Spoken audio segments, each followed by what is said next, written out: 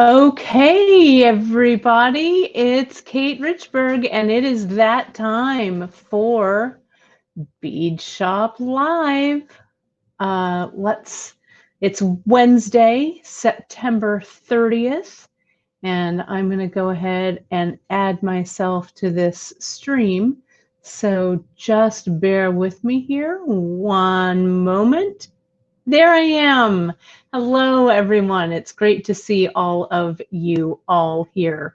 Make sure that give me a little love, a little hi, a little hello, so I can make sure that you all can hear and see me, which is great.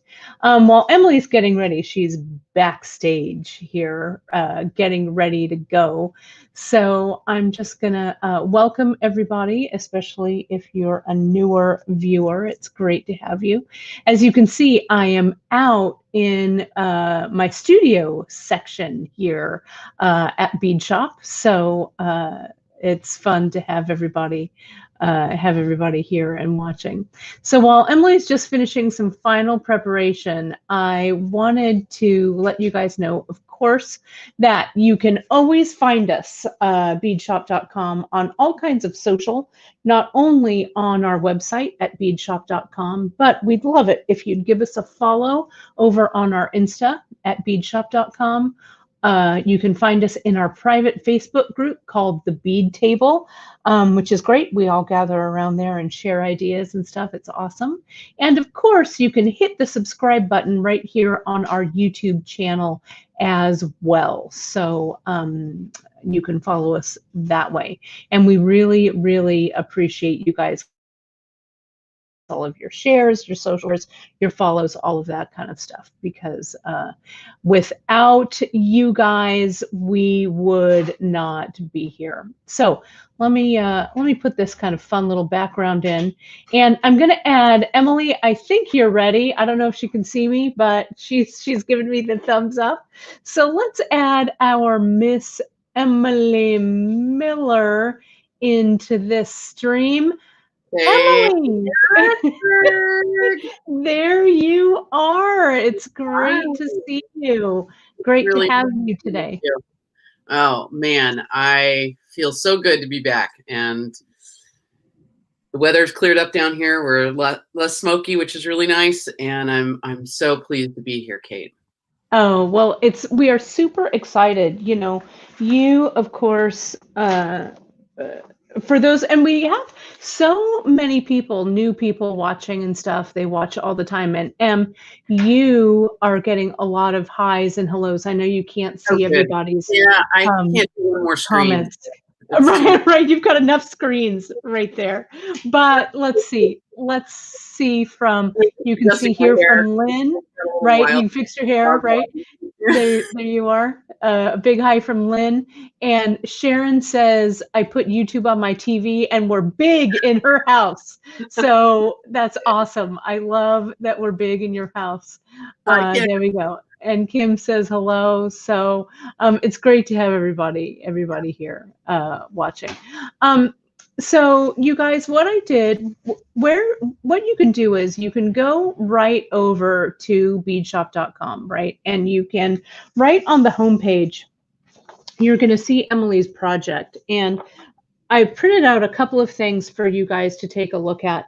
Under our charts, Emily's done some new charts for us. One is this peyote stitch one, which is awesome. And one is, I'm going to use on Friday, is for the netting, which is going to be awesome. So Emily, thank you for those charts. Sure. And of course, Emily has given us, if I can center it there, a fantastic handout that is going to go along with what we're doing today. So you can find, what's that? Large pictures. Yes, with large, exactly. So you can find that if you go right over to beadshop.com. And if you're watching this live, it's right there on the homepage. But if you just pull down under live broadcasts, you'll see it, and you'll see the name of this broadcast, Peyote Stitch Ring. You can click on that, click on one of the samples, and you'll see not only the materials that we're going to be using, the ingredients in this project, but you'll see a button that says download handout. There we go. and you can find it there as well. Okay, and not all of our handouts, but Emily to these amazing seed bead handouts for us. So let's look at the comments here real quick. And we're still big in Sharon's house. I love that. I love that part. And they're giving you big thanks. You know, we're big. Yeah, yes, we're big. We're real big. So I have your samples. Do you have your samples there? Because I have them here. I have a little handful of samples here. Let me needle this thread real quick that I got in my fingertips. Okay. And I'll show you guys. I'll add this workstation view that I've got right here. Here we go. I've got mine sitting here that you sent in. I just did the view, which was with kind of an ivory. I'll put it up here. Sorry. Here I'll put them. I'll put your desk up there. There's Emily's demo cam, and I'm going to make that one solo for you. So you are now you're real big. You're real big in the house. Karen's house. I just want to bring in one little bit more bit of light there. Whoa, what happened there? Huh? Whoops, I'm getting a little bit of feedback there from you. Did you unplug your Kate, will you mute me? Yep. Sorry about that, you guys. I think Emily got her headphones unplugged from her demo camera. So hold that thought right there, and you can see Emily, you give me the thumbs up. I'm watching you as I guess I will. We good to go? Let's see. I'm going to unmute Emily. Hey, Em, how's it going there? It's good. Can you go back to the other view and give me just a moment to look at my camera, my phone? Sure. Which view? You want me to vamp right now? Take you off? Yes, take me off. All right. Hold, please. I'm removing you there. I'm removing you there. And here I am. Okay. So I'm going to give you my workstation view right here. Let me add this into the stream, and I'm going to solo that out. And I'll talk a little bit about the ingredients and stuff that Emily has for today. You know, when we do this socially distanced, it's very different than having Emily here with us in the studio. So we're embracing all kinds of new technology. So it's always a fun time. But you can see this odd count peyote that Emily did. These rings, I think, are super cool. And they can be worn just as is, right? Like so, just like a band, like so. Or, you know, you can take them even further to do some more embellishing. What is different about this project today is that it is an odd count. Let me put this in here so you guys can see it. It's an odd count peyote. Usually when we do peyote stitch, we do an even count, right? Because we go back and forth, back and forth, back and forth. I'm going to add Emily back into this stream. Hey, Em, you still there? I am. Is that better? Yeah, I think so. I'm going to add your demo cam to the stream as well. I was just vamping, but people want to see you. Though I don't see a picture on your demo cam right now. I tell you. I'll tell you. It's just But we're getting it. People are getting it. So, there we go. I'm going to remove you until I see that camera come up. So Emily chose two of the two colors of the beads in here, and she's also using two different types of beads. Can you see that this is the Rocal 11/0 and this is a Delica 11/0 right here, right? And so those, so we're using those two different kinds, and it's that Rocal that's in the center that kind of makes this have like that tire look, right? That it kind of, I don't know, for lack of a better term, kind of poof in the middle, right, and tapers around the sides. So it looks almost kind of like a wedding band, right? A little bit. And so for the two colorways that she's done, we've got our new, this is one of our new delicas that we've just added. It's the DB 10 or 0105. And we've also, she's paired that with the 1157, which is the bronze. It would also make Donna, yeah, I think you're exactly right, Donna. Donna is commenting it would make a beautiful scarf ring, and it would. I think it would be amazing on that as well. And you know me, you know what I mean. I like a scarf, so yes. Then the other colorway that we've got here, and let me solo this workstation view so you can see a little bit better. You can see here the other colorway. Of course, we call this Emily's favorite. It's the steel color. It's the DB021. That's the Delica, and then it's the 358, the blue. So you kind of have a warm tone and a cool tone for those as well. Okay. And so my mom is asking, Gwen, you're asking, do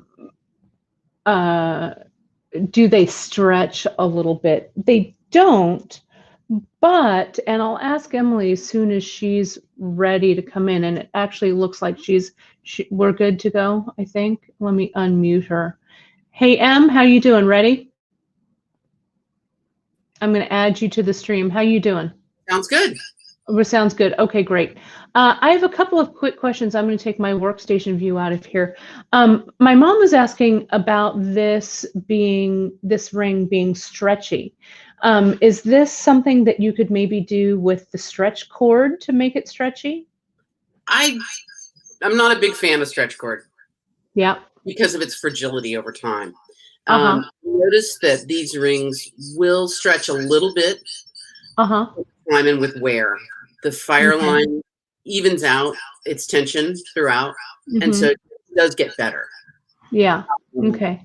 I'm also hearing. Am I hearing another? Can you keep talking here? I'm going to add this to stream.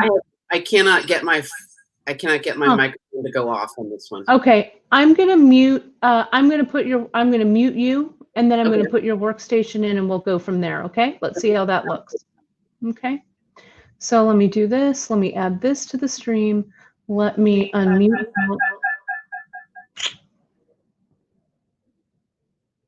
Hold that thought. I'm going to remove Emily there. There we go. Talk to me, Em. I'm here.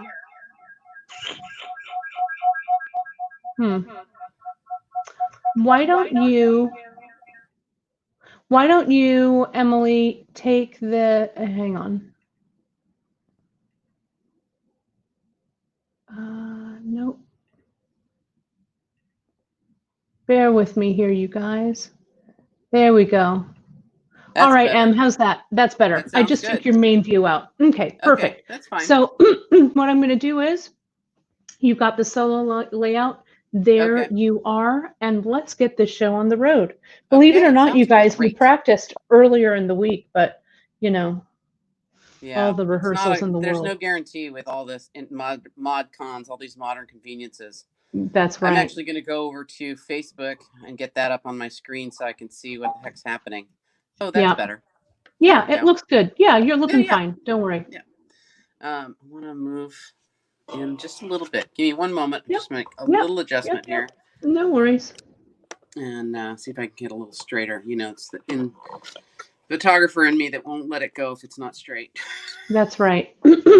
So we're watching this. I don't know if you can flip your camera around or if we just want to leave it the way it is, because we are getting you upside down. Okay, hold on. Hold everybody. Yes, that's awesome. See? Yes, there we go. It doesn't want to stay that way. It's super frustrating. Right? So just center it over just a little bit more, Em. Move your camera a little more to your left. Yeah, there we go. Perfect. Cool. All righty. So this ring uses two beads for an effect, and two shapes of beads. It does give it that dome effect, which is really nice and doesn't require any increases or decreases to make that happen. So it's nice to be able to work with just one stitch straightforwardly, Right. like you've The already two done. Two different types of beads, the delicas and the round seed beads, the Rocal beads. Mm-hmm.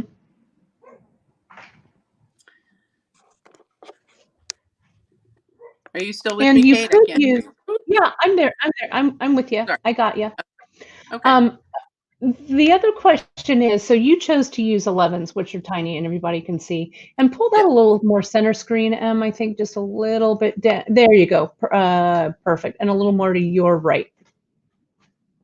There we go. Perfect. It's my it's my director in me. All of you actors, move stage right. Is there any reason that you, for maybe your first ring, that you can practice with 8s? I mean, it's going to be a little big, right? I mean, the ring will be a little bulky, but sure. But you could, right? Yeah, Try of course. it with the 8s. You can try any of these stitches in any size bead you like. Mm-hmm.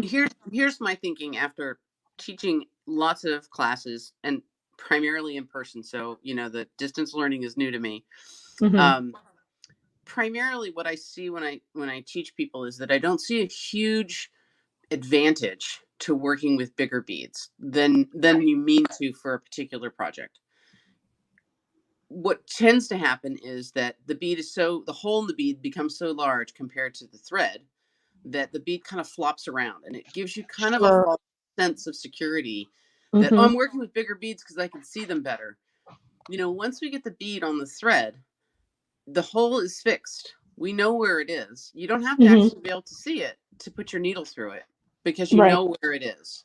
It's a permanent thing. One of the reasons that I like this particular stitch for this particular project is that with odd count, it gives you the advantage of being able to have a center line down the middle of your work. Right. I was just noticing that when I was actually looking at your rings, because, if it's an even count, you can't have a center line. You either have to have 2 or 4 or whatever. Right. So you can choose whichever stitch you want. I mean, you don't need to use odd count to do this ring. You could use even count, but you're not going to have 3 down the middle. You're going to have 2 or 4. So, and that to me there's kind of a reason why you would choose any particular stitch for any particular project. And that would be that you want a particular effect. And so pick what you want to work with. We could do this in brick stitch too, if we wanted. But remember, brick stitch and peyote stitch are really flexible in different directions. So peyote stitch is flexible this way across its width.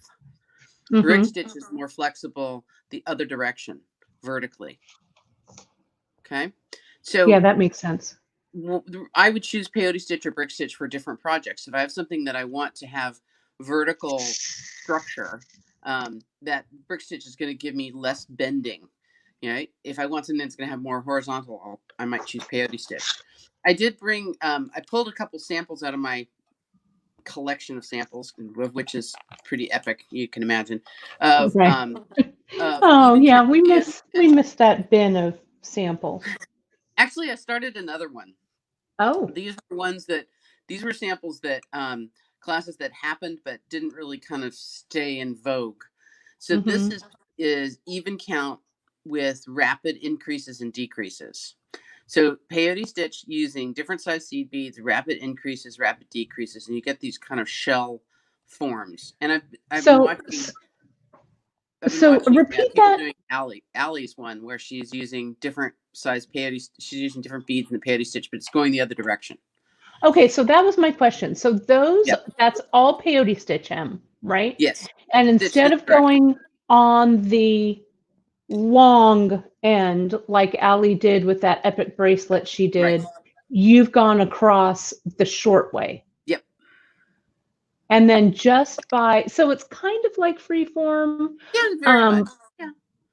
But you can see in there, by just making the beads different sizes, you get that curl.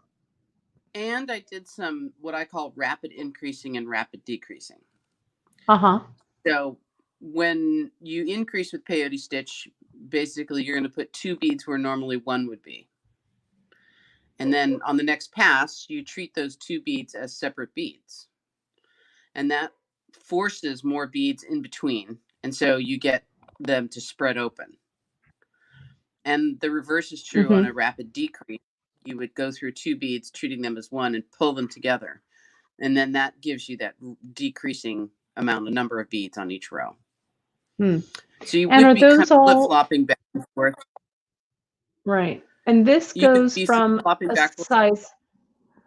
size 6 to an 11 you've got there? Yes. Okay. Plus some even bigger. This is a size 6 triangle. Oh, okay. There's some big cubes, 4mm cubes in there. Some lentils. Here's one with a kind of a small roller bead. Oh, that's killer, Em. And it looks like what you would do is you could create, like that's perfect for a bracelet. Yeah.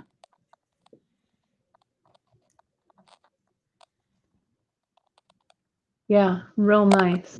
But I did And do it also as necklace, smaller. Oops, just spilled a bunch of beads, darn it. A little smaller, a little bit more contained.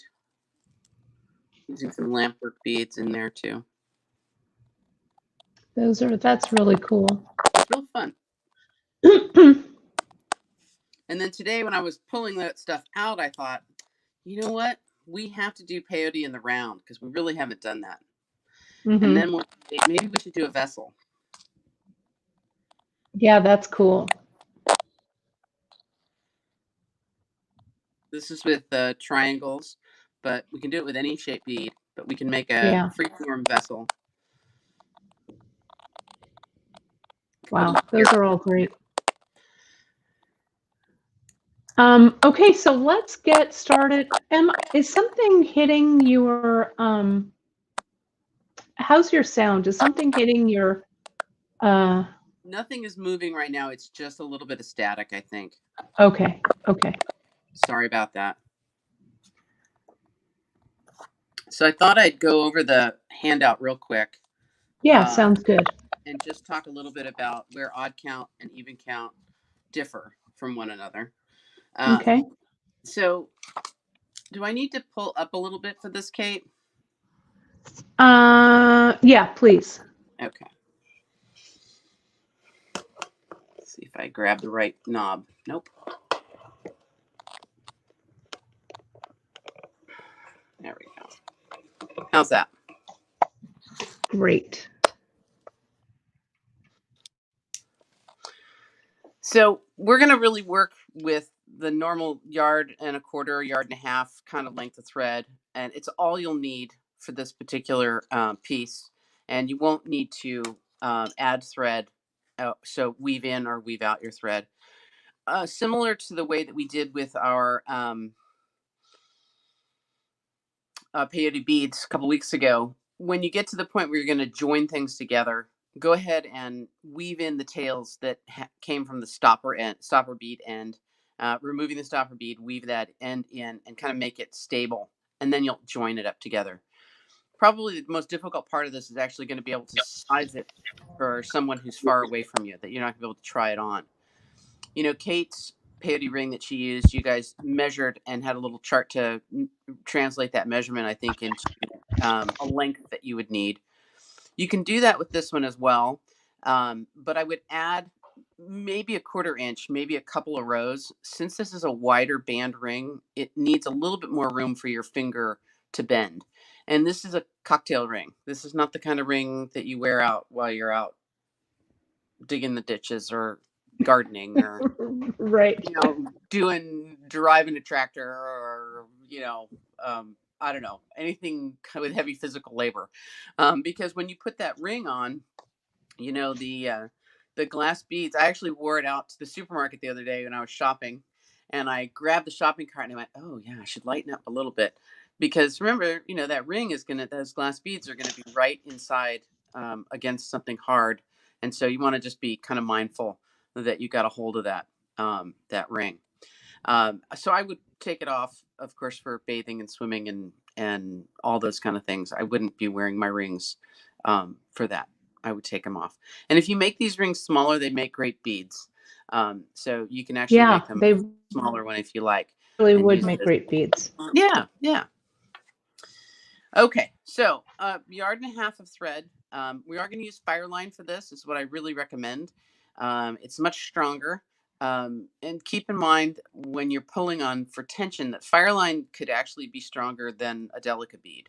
You could actually break a delicate bead with your Fireline if you were rough enough about it, and get that delicate bead to snap, because delicate beads have a very thin wall with a very large hole, which is one of their good sides. That we like that, so it makes good sense. For the first 2 rows, and with peyote stitch, when you add your base row, your first row of beads, you are creating actually the first 2 rows. We're going to start with a stopper bead, which is our favorite place to begin, right? We're thread on a needle on our stopper bead. We're going to bring our thread around again, back through the stopper bead again, and we need to pick up 7 beads. So here's where the odd count kind of number comes in. One row that you stitch will have 4 beads on it. One row that you stitch will have 3 beads on it. So it's a short row, and the turn happens pretty quickly. As our thread runs through these beads, it's setting up the hole. So the hole doesn't move now.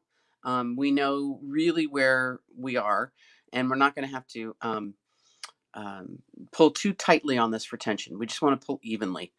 I'm sorry, I forgot to say beeswax on your thread. And you may want to periodically add a little beeswax to your thread as you go on this. It does come off on the beads a little bit, and that's okay. It won't hurt them. But it does give you a little bit more lubrication, makes the thread slide a little easier. And it helps a little bit with tensioning, especially the first couple rows.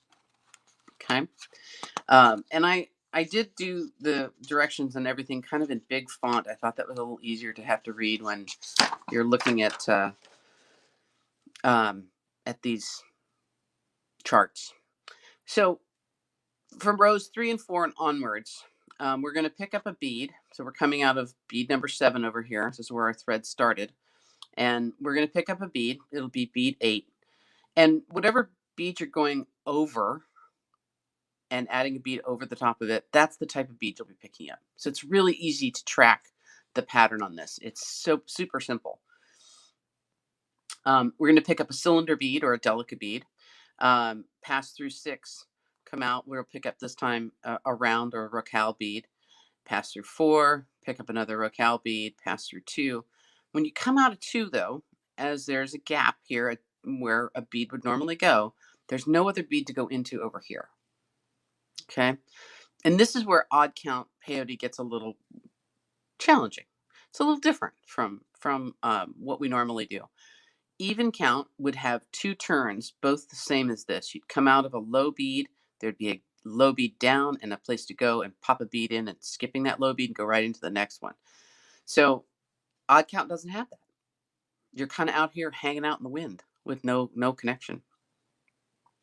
So the trick to that is to then bring your thread out, pick up a bead, go underneath the thread coming out of number 1 between the stopper and back into that bead. And you'll go right back into number 2. I'm sorry, this line should actually be up here and through a number 11. Right.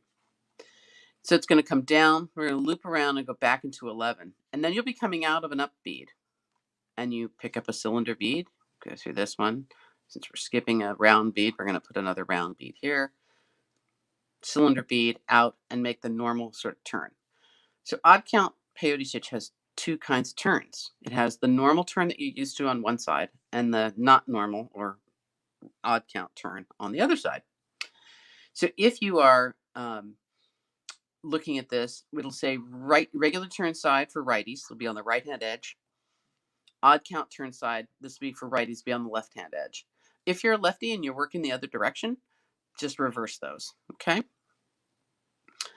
One of the things we're watching for is we're watching our tension on this odd count turn side.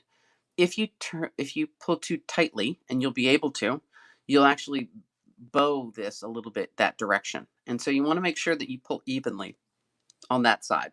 Okay, because there's another way you could do that odd count turn if you wanted to. Excuse me, I'm just going to get a quick sip of water. It's looking great, Em. It's looking great. Good. I have a quick question Sure. that is asked that I'll show, whoops, right here. Sure. Would it be easier for someone to practice regular count first? Or do you, what do you think? You know, similar to the way I feel about working with bigger beads, if you don't know how hard this is, it probably doesn't really make any difference. Okay. So it probably really doesn't really make that big a difference to practice even count versus odd.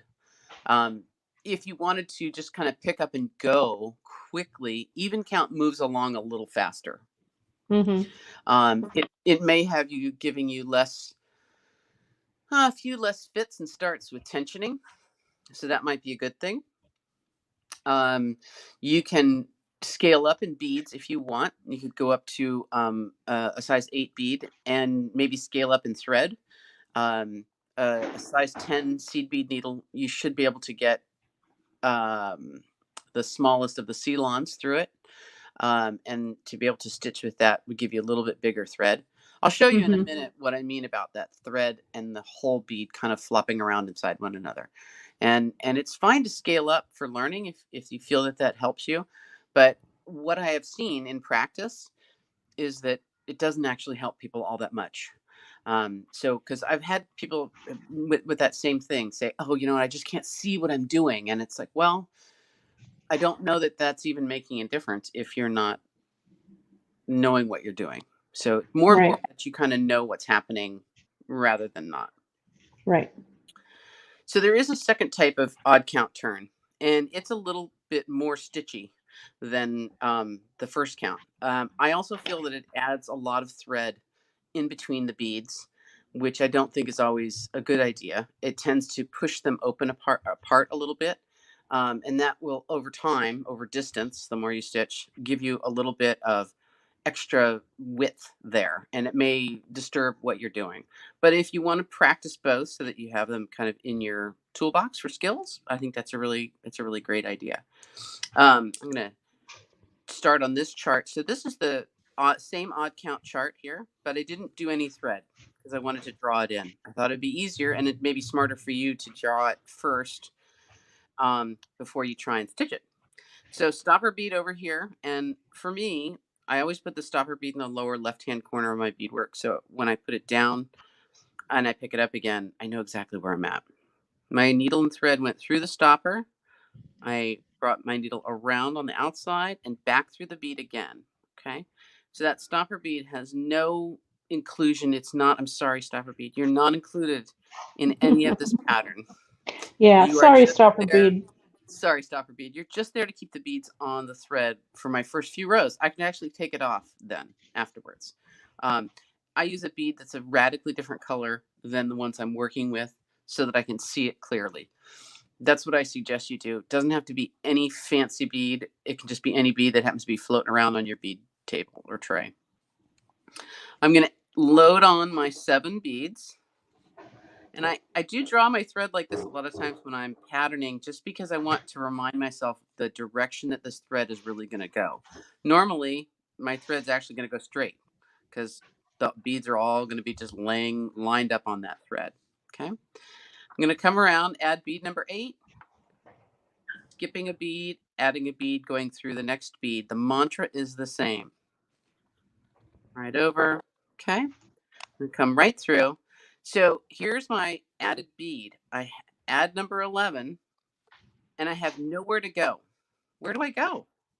I got no place to add my thread to, and how the heck do I get turned around? Right? So I'm going to bring my thread right down here. I'm going to go through number 1. Okay. I'm going to go through number 2. And now I'm working my way through 2, down to 3, back up to 10, because I'm trying to turn around. I'm trying to get my needle and thread to go that way. Going back through 2 again, back through 1, back up through 11, and come out.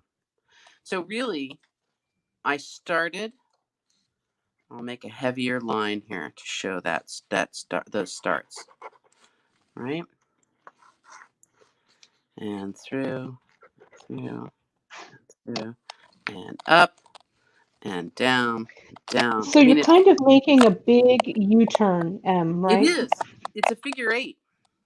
You know, this is the pattern that I do when I'm ending off a thread. The same thing I would do. I'm changing directions a couple times. But this is the way you could get back around to having your needle and thread going the direction you want to go, back to the right off the side. Mm-hmm. Mm-hmm. So This is the way that I usually do it, only because you know, I'm kind of a stitchy kind of a gal. So but I like both of these. Both of these are great. I do think this adds a little bit more thread in between the beads, and that does, it can over time change the width of this part of the beadwork a bit. Okay. All right. So a couple things to consider. Tension. With a different turn on each side of this strip of beads, kind of be paying attention to your tension. There's not a lot of length here in this piece that you're going to make. You're going to knock these out fairly quickly and be done with them, to give away as gifts if you like. But just keep an eye that you're pulling about the same amount of tension. The uneven sizes of the beads, so the size 11 Delica versus the size 11 Raquel, is what's going to change the shape here. It's not about the tension necessarily. Patterning, odd count allows for that center line. For this project, pick up the same bead that you're skipping over, and that'll keep you on track for the pattern. I tend to fit this around my finger as I go. When you're just about touching, finish off your beginning tail of thread. So take the stopper bead off and put it aside for another day. Say thank you. And then weave in that thread using that same kind of turnaround time a couple of times. You want to have that beginning edge, that very first row or two, be stable. So where you join it together, it really has a firm join. Fireline is really sturdy and really about the strongest thread we work with. Wax it occasionally, and I would take off a ring to do any kind of manual work. So that's what I got to say about that. And so, real quick, Sure. Can you show that thread path that you just did again? Absolutely. I think Gita had a question. She said, do you need to go all the way down to bead 10, or can you just stitch through number 1 and number 11? You need to go all the way down to number 10, because if you just stitch through 1 and 11, they are hanging off with no support. Okay, so will you just show us that thread path one more time? Absolutely not. So I came out of 4. This is my original thread path through 10, through 2, picked up 11, looped around back through 1,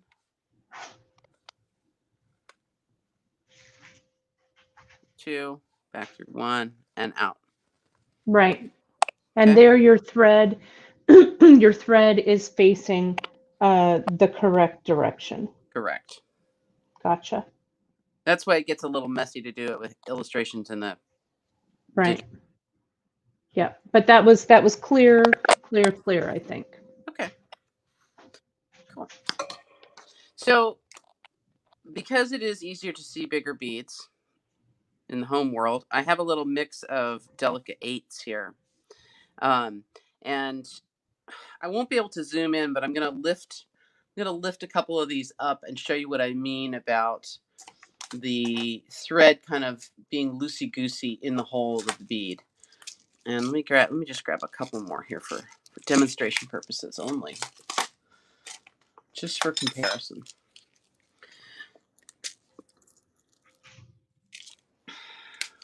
And how about a white Raquel? Here we go. Okay. So I'm going to come back down, Kate. Yep.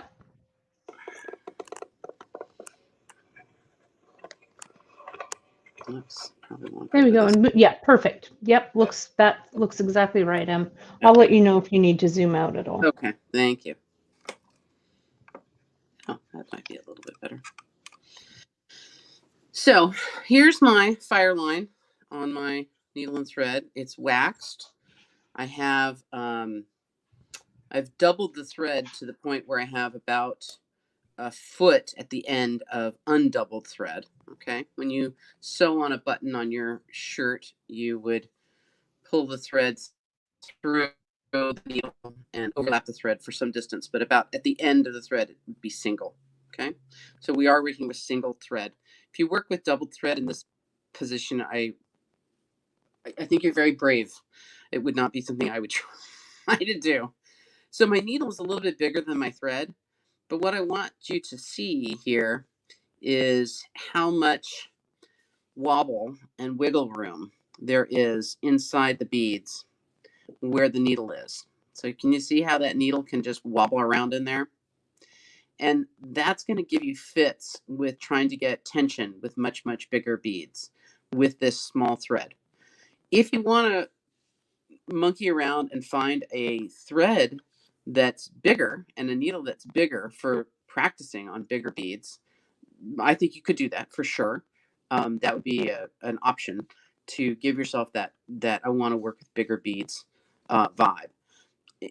One of the things that I love about working with the small size rocales, 11s or even smaller, is the hole is big enough for the needle to pass through several times with the thread, but it's not going to be something that that thread is really going to bead's going to really wobble around on that thread a whole bunch, and really it just comes from teaching and watching people struggle with it, which is no fun. I don't like to watch people struggle, both with seeing able to see or with materials. You know, if you're having issues with vision, better lights and better glasses may be in your future. If you don't have a daylight or an aught light or a light that gives you a really good amount of vision, then I think it's worth the investment for that, to have that. I will go ahead and use these bigger 8s because it's a little easier to see what I'm doing, and you'll see me struggle a little bit with that wobbly thread versus bead problem as well, because it's not anyone's fault that you're having that problem. It's just a problem of the mechanics of what you're doing, the physics of it all. I suppose my nephew, the physicist, would back me up on that. So let's get a stopper bead. I guess I can use one of these white ones because I'm not using white thread or other white beads in my project today. So I'm going to bring it down. And one of the most common questions I get is how far from the end of the thread should this stopper be? And I give myself enough thread so that I can thread a needle on it and go and weave that thread back in. So I'm going to bring my needle back through the stopper bead. I left about an 8-inch tail or so. And so the stopper bead is there and the thread just goes around the outside. You can see some of the wax came off. That's okay. And you can move your stopper bead. You can slide it up and down as needed. Okay. So I'm just going to hold my thread in my left and I'm going to pick up with my right. I will pick up, I guess I'm going to want some 8s as well. Actually, maybe I'll use. And so real quick, Em, while you're musing that, Sure. You're using all the same bead here, right? Are you using? I'm going to use some 6s to give us that shape. Okay, and so the question is that Anita has, if you don't have the rocales, I mean, you could do this all in round with the rocales or all in delicas, Sure. right? Course, It just wouldn't have that same you wouldn't get that dome effect. Dome effect, right? Right. Okay. Right. So here's my 7 beads. 2 delicas, 3 rocales, 2 delicas. I won't bother saying the sizes since that gets confusing too quickly, right? And Em, could I ask you to move your beads maybe more to the left so when we're looking at the beads, your pile of beads, move them to the left a little bit. Yeah, there we go. So we've got a clear view underneath your stitching. Let me move them up a little bit. How's that? Perfect. The delay on what I'm seeing on Facebook on my screen now is a little bit delayed. This is a super challenge. You're doing a great job. And it feels a little out of soft focus to me. Is anybody else feeling that too, or is it just me? No, I mean, unfortunately, the resolution with these cameras isn't as quite as amazing, but we're in HD, so Okay. All right. That's cool. We can see you. All right. So I'm gonna pick up a bead. I'm gonna skip a bead. I'm gonna go through the next bead. Now, I actually, can I back up just for a second? When I picked up these rocales, the round beads in the middle, I want you to notice the differences in the shape of these beads, because I know you can see that clearly. These are all what would be called a size 6 bead, and they are incredibly uneven in shape to my eye. And this would be comparing it to a delica or comparing it to a size 11 rocale. They're quite uneven. So when you pull beads on your needle before you stitch again, just run your eyeball over the beads and say, is that a nice even bead, or do I want to change that for a different bead? For most of the peyote stitching and brick stitching and looming that we do, the more even the beads, the better. If we're doing some of that odd peyote stitch that I showed you before with rapid increases and rapid decreases, it's not going to matter that much. But for these ones where it's very plain and very simple and straight, the evenness of the beads does count. And I would just take a moment to look at the bead on your needle before you stitch. Okay? That's actually a habit that I have, that I just have developed, and I do it anytime now I'm going to pick up a bead. I look at it on my needle before I proceed. So I'm going to pick up a bead, just glancing at it, looks good. Skipping a bead, and I'm going to pass through the next bead. Okay. I'm going to pull that up firmly, and that's going to cause, this is bead number 8, misbehaving just a little bit. That's going to cause bead number 8 to sit up on top of bead 7. Okay. Just like regular peyote stitch would be. It is in fact regular peyote stitch. Mm-hmm. This stage of the game. I'm going to pick up a rocale, skip a rocale, and go through the next rocale. And again, pick up, skip, pass through. So here I am at the odd turn. I have a down bead with my thread coming out of it. I have no up bead to connect to. So I'm going to pick up a bead. Oh, look at this bead. Can you guys see that? Sort of move it down to your mat. Yeah, there you go. Can you see the shape of this bead? It's got a big failure on one edge, like somebody chopped a chunk off of it. I'm going to slide that out of here. So that's the point where you would want to pick up and look at your beads briefly before you move on. Okay. So I'm going to take my needle and thread, and with that bead on my thread, I'm going to loop underneath, not through my finger, but underneath the thread that's just between the stopper bead and bead number 1.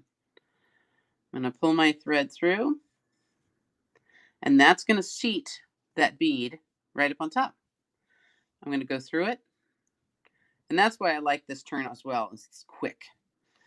It is quick. It's impressive. Pick up a bead, skip a bead. I'm skipping that down bead I'm skipping is a delica, so I'm picking up a delica. Go through a rocale, pick up a rocale, go through. I'm skipping a delica. Right? I'm going to turn around, go the other way. And this is just this is the regular side. That's right? The turn that everyone's super familiar and comfortable with. Mm-hmm. You already know how to do this. And, Kate and I have been behind your backs talking about, when you guys are looking for something, and Kate came to me and she said, everybody really wants to do diagonal peyote. And I said, okay, we haven't done odd count yet. we got to hurry back and do odd count. Odd count peyote has this peculiar turn at one end.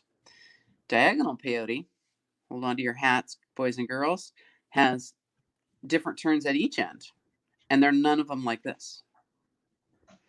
So I would rather have you, I'm going to slip under the thread right in that, between those two beads, pull it up. It's going to be sitting up on top of that bead, turn, go through it. There's your odd count turn. When we get to doing diagonal peyote, the turns are much more exciting. And I would like you to be comfortable with doing even and odd count to move on to diagonal peyote.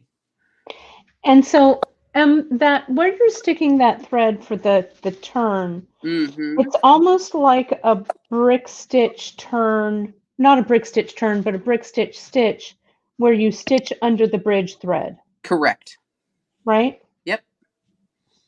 That is so, I'm working along with you, and I just did that turn, and it was like a butter. Yeah, it was. And Ellen just commented, she just commented the very same thing. She said, if you've done brick stitch, this is going to feel quite natural. Yeah, that is absolutely. Terribly clever. And then Cindy's asking, I'll just throw this out there because we do like to talk behind your backs. Cindy's saying she'd love a live broadcast on different types of edges for bead embroidery around a cabochon. I know that we've done some of that before, but I think some more edging work Cindy, we are would be fun. way ahead of you. We are. Get out of my head, Cindy. Cindy, we are way ahead of you. I'm hearing doggy noises outside my studio room door. I hear collars jingling. Oh. Hope and Roscoe are banned from the studio today. That's right. Right? Because, you know, I only have 2 hands, and that means no hands for dogs. No petting. No. Petting. They've had their walks. They've had their breakfast. Emily, this turn is because, like I said before, I am a I'm a stitcher, right? I'm a stitchy stitcher. And this turn could not be easier. It really is quite easy. But it is in practice, it's quite easy. Talking about it in theory, it sounds a little scary. Like, wait, what? What am I going to do? I'm going to catch the thread where? And once you do it a little bit, you will find that it just rolls right along and does a great job. And I'm almost out of these matte gunmetals. But so even with the size 6 and size 8 delicas and rocals, it actually is giving a bit of that dimensional shape. I'm looking for a more even size 6. Sorry, right? An evener. Because look at these 2 beads. Yeah, they're in the same tube, right? Those are pretty different. Those 3 beads. So will you show, because you're going to do a bridge coming up now, right? You're on an odd count turn. I am. Hang on one moment. I need to get a few more beads. Sure, no worries. And while Emily's doing that,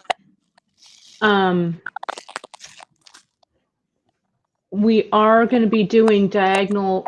We're going to do those Russian leaves. That is for sure.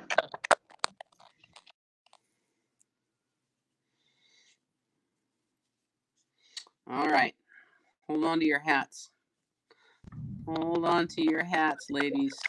Oh, it's going to have to be a different color, I think. Sorry, I ran. Oh, no, there's one right there. Okay, so I've got my bead on. I'm coming out of this up bead. I need to skip that down bead. I'm going to just turn my beadwork, bring my needle through, and I'm working back or inside of the ring to the outside. Around. And look at that. It just falls right into place right there. Yeah, this goes right where it's supposed to. Mm-hmm. Right? You can tighten it up a little bit and stitch through. That's it. Emily, you've just changed my world. Well, that's wild. I don't usually do that too much for you, Kate. That's so not true, A. B, Right? C, So A. then we just continue. Yes. Until the time comes when we want to join this up to a circle, right? Mm-hmm. So I usually fit this around my finger, and you'll find that you can already see that it's beginning to bow a little bit. It's beginning to have a curve this way and a curve this way, which is as it should.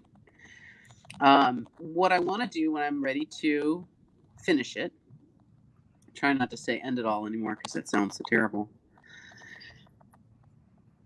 is I want to look at the two ends, and my thread will be coming out opposite sides to give me the joining together ability, because I've got that up bead here and I've got a gap down here, right? So that means this would actually wrap around, and could wrap around and just nestle right together. Here's a bead for you. Right. I was going to say that's with the sixes and it's a bead. Yeah, yeah, makes a nice bead, right?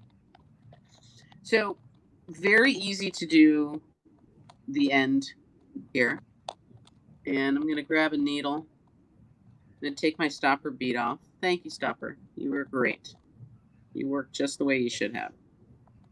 And I'm going to go ahead and thread my needle on my thread. Like that. Now, Yes. Godspeed, stopper bead. you know, when I wax my thread, I do this a little bit differently than Kate does. Kate waxes her thread before she puts the needle on, and I wax my thread after I put the needle on. So my tail didn't have any wax on it. So I just did a little bit of wax there to get that thread kind of give me a little bit of tension. And I'm going to go ahead and go through some beads here, just like I showed you on the other odd count turn, the alternate odd count turn, changing directions a couple of times.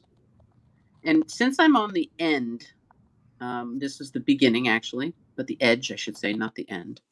I'm going to go all the way across, so doubling the thread that's in my beads again. We want this edge, think of this as a seam that we're making. We would like this edge to be as durable as possible, right? And strong, and not fail when we go to join it with the other beads. Now, when I finish with a thread, and this is very, let me tell you, this is a hard one secret. It took me a long time to really get comfortable with this idea. It's natural to want to end the thread on the edge of the beadwork. Don't do it. Resist that urge, because you will never be able to clip it or burn off that thread close enough for your satisfaction where you won't be able to see what's happening. End your thread in the middle of the beadwork somewhere. It doesn't matter where, what direction it's going. I changed directions more than 3 times here, so I'm comfortable with this. I do love my thread burner.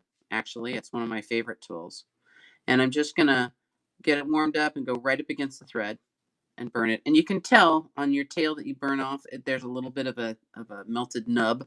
You're good, but that means that tail end of thread is never going to reappear in my work. So this edge, this edge of my beadwork, the beginning edge, is now stable, and nothing's going to fall off.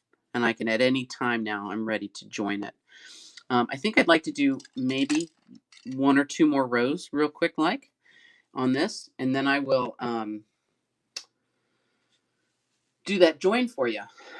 Okay. Kate, you got any more questions happening out there for me in the world? No, I think we're good so far. Okay, good enough. I did have to change beads. I ran out of the matte gray ones that were in this mix that I chose to start with. So I changed over to matte black. Okay.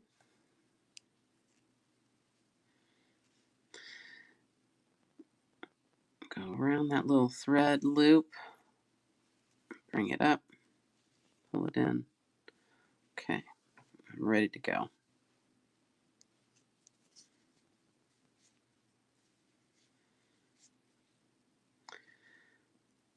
I do find these little rings to be very appealing, and you know, when you're making rings as a metalsmith and you have a wide ring, you want to make sure that you make it about a quarter size or so bigger than you think you need. So it's nice to be able to try it on if you're making it on yourself. I have worn these kind of rings on every finger, pinky to ring. I don't really wear them on my thumb, but I'm not a real thumb ring wearer. But you could, I suppose. And so Cindy Brooke is requesting you go slow on that turn one more time. Absolutely. Let me get there. Can I be quick to get there, Cindy? Is that okay?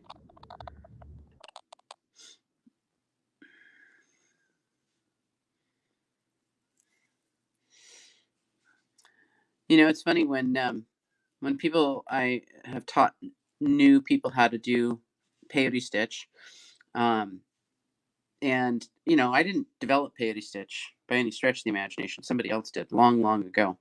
Um, it's funny how people will try and sort of argue the point with you of how it works, and it only really works one way. So here's my newly added bead on the edge. I'm going to take my needle. I'm going to go underneath the thread loop from the previous row. So the thread where the thread went on the outside of the beads, joining them up, pull it up snug. Now I'm going to go back through that just added bead, pull it up snug, and I'm ready to go.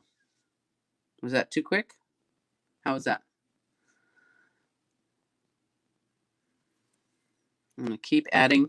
Oh, I'm going to add one more row, and then I'll join this up for you. Yep, looks good. All right. Finish this row, and I'll be able to add. I'll be able to join.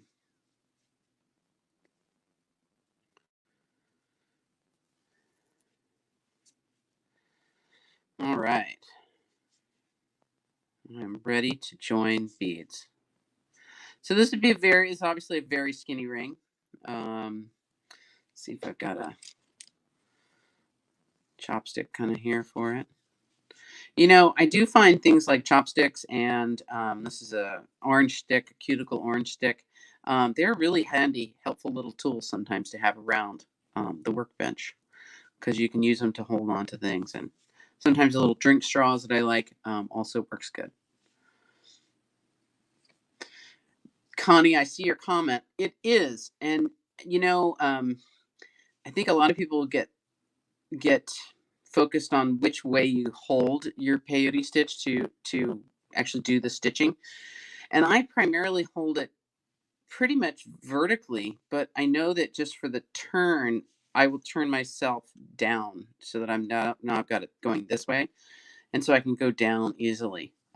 I don't usually flip my beadwork over unless it's brick stitch. That's kind of just the way I do it. You know, whatever makes you most comfortable is fine, of course. So if you guys are ready, I'll go ahead and do this join.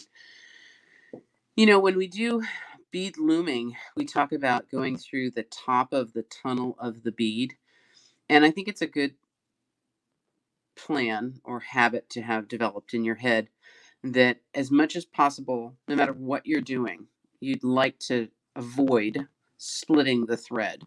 In other words, avoid putting your needle through a thread again. It messes up the tension. It weakens the thread, I think, ultimately. But if you have to do a repair at some point, or you have something goes through something terrible and you have to repair some lost beads or add some stitches or something, having it not stitched together that way will make your life a lot easier. All right, so I've got my thread coming out of my even count turn side, and I've got this was my beginning row over here, my beginning bead right here, number 1. I'm going to take my needle and I'm just going to move back and forth across these rows. All right, so I always think of this as a zipper because the teeth of these beads, they fit together just like the teeth on a zipper. And the hardest one is when you're changing from one type of bead to the other. That's where things look the worst. But take your time, go carefully, right? And I'm going to go back again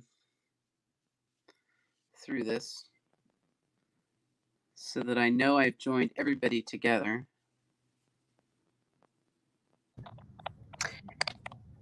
And we have a quick question Sure. from Audrey. She's asking, could you do this ring in a 15 with a 10 instead with an 11 knot as the middle locale? You could do 15s. What would I use? I might use an 11.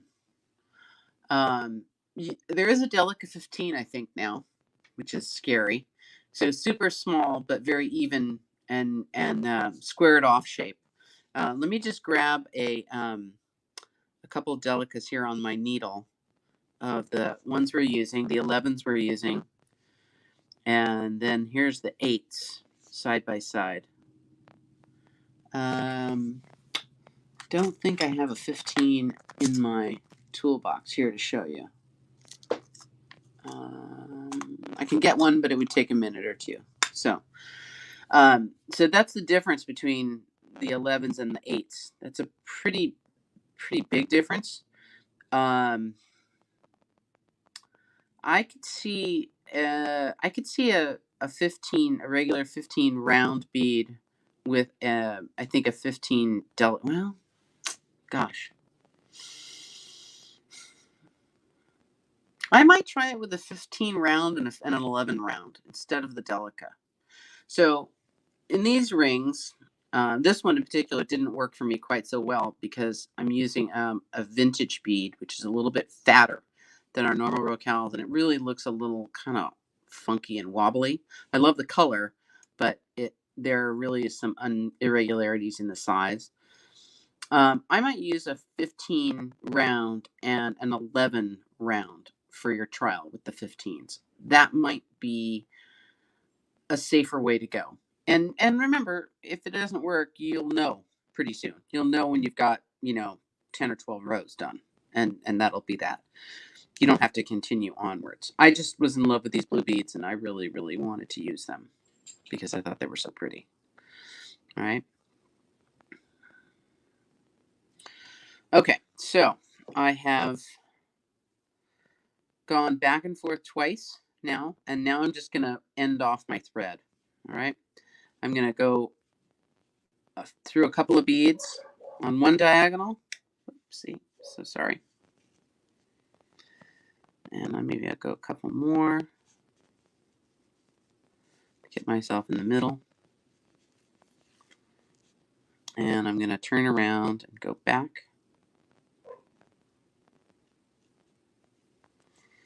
There we go. You can go all the way to the edge to help you turn around as you're ending off your thread, but I don't advise ending, I don't advise ending your thread on an edge. And Sharon has a question. Sure. When joining ends on odd count peyote, do you want jagged edges like a zipper? I'm sorry, can you say the beginning part again? It cut out just a little Sure. bit. When joining ends on odd count peyote, you want those jagged edges, right? Yes. Mm-hmm. Yes, you would like them to be opposite one another. So one side will have a center bead as an up bead, and one side will have a down in the center. Okay. I'm going to go ahead and get rid of that tail. And that's pretty much what it would look like, except big enough to go around your finger. It's kind of a cute bead, too. It'll certainly work that way. Okay. Yeah, it looks great. Yeah. So if I were to small up what I was working on, I could go right into working with the two beads for this process. We have love this blue. 11, 38, and the delicate feel the DB 21021. Either one of these groups of beads, really a pretty and fun combination to work with. So, stopper bead, it's bead number 1. Bead number, no number.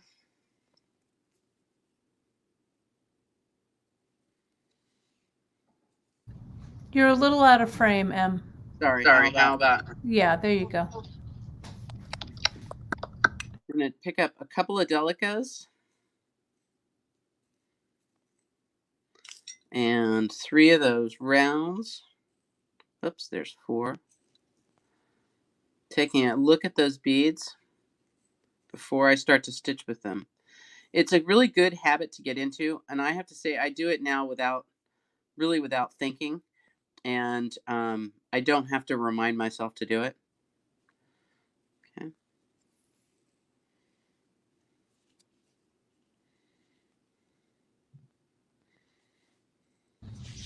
And yeah, Em, you read my mind to move that dish out of the way.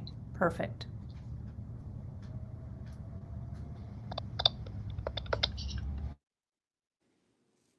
I try, Kate Richburg. I try to read your mind.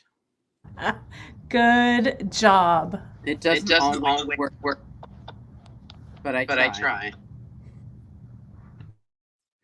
So remember that this odd turn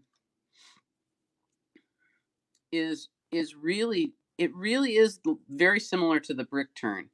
The first time you do it, when you're up against the stopper bead, is really the only kind of loosey-goosey moment that you're going to have. Otherwise, it could be pretty stable. And you see, my stopper bead got a little bit loose there. So I'm going to go in and push that stopper bead next to my beadwork. It's going to help hold things in place. And I'm going to just nip underneath that thread.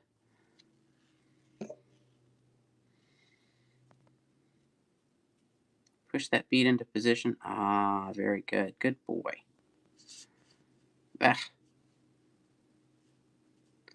And go through the bead. And I'm ready for my next bead.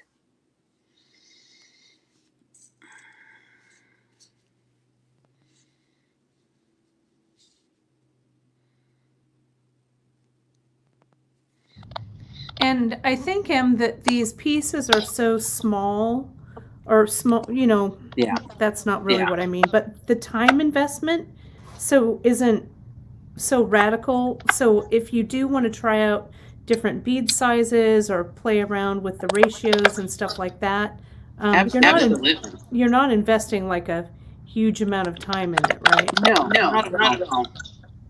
And this is it's easy because once you get to comfortable with this turn, you're actually going to zip right along on these, and they're going to happen really quickly. Terrible to say that I really don't time myself very often.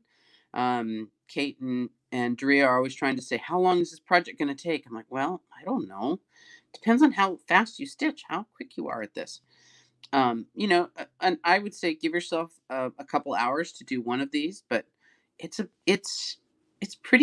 they're pretty smooth once you keep going along. And I haven't shown you guys this in a while, but I'll grab it out here in just a second. I keep a jar of samples, and I keep things that if I make them and I don't love them, it might be the color, it might just have been the stitch was not the right choice. Not every one of them is a winner. Not every one of them is one I want to share.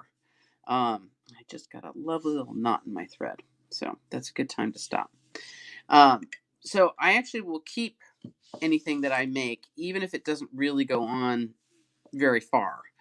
And sometimes I keep them for sentimental reasons. Sometimes I just keep them for, gee, that really didn't look that great reasons to remind myself of.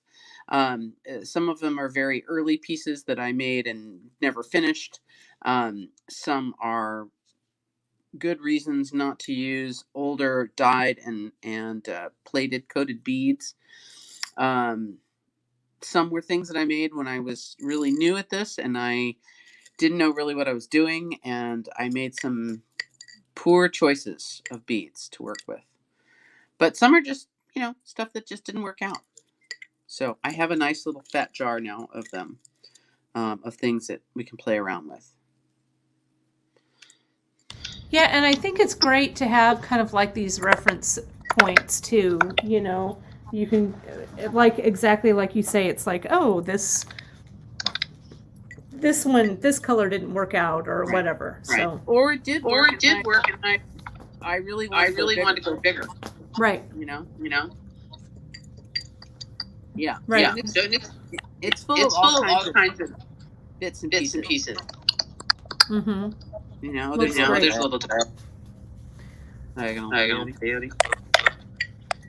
Well, I think it's looking great. I'm going to share, if I may, right here. Sure. Let me see if I can get this into the camera view before I add this in.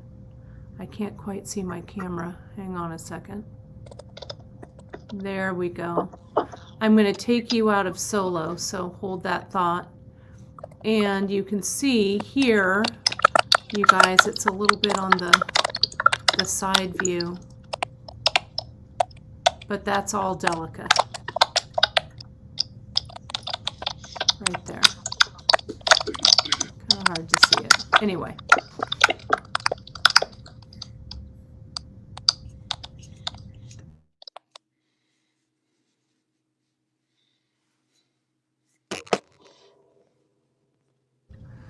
All right. Well, looks great, Em. Oh, it looks cool. Looks cool, Kate. I think we're good. I'm going to remind everyone, bear with me here just a second, that we can find all of the information on the project and the products from the broadcast today on the website. So you can go right to beadshop.com and find all of that info right there. And you can check out the newsletter and all of that good stuff. And you'll be good to go and knowing what's coming up with different broadcasts and stuff. We'll also tell you that you can follow us on all of this social media here that we've got going on, including Instagram, including our bead table group over on Facebook, and of course right on our YouTube channel as well. Em, I've muted you, but I'm going to unmute you here because I've got just that one camera. I don't know if you can turn it around so we can see you to say a fond farewell. Sure.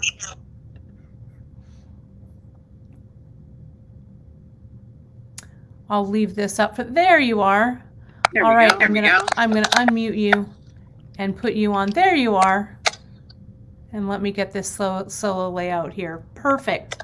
Well, I think it was a fantastic, I learned so much from this, I'll tell you. I'm really glad. I am. I'll tell you again. Here it is. Here's my little piece. There it is. Look at that center line running down the middle, and that's all Delica's. It's nice. It's nice, isn't it? Yeah, it's good. Good times. Good times had by all. So we're going to be back. You're working on some Russian leaves projects, if I'm not mistaken. And so we're going to be sharing those with you guys. And sorry, we've got a little bit of a, I'm going to mute you here for just a second. There we go. We've got a little bit, we've got some fun things coming up, including the Russian Leaves project we've got going on. So really master this turn, and we will we will get you going with that diagonal Russian leaves project.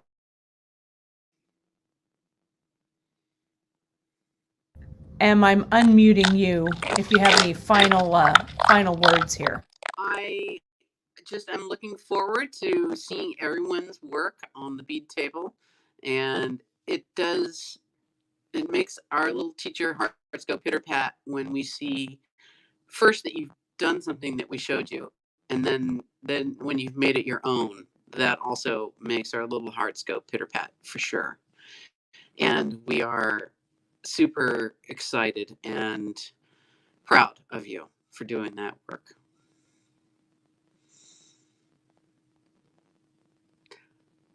So that's my final word on the matter, Kate.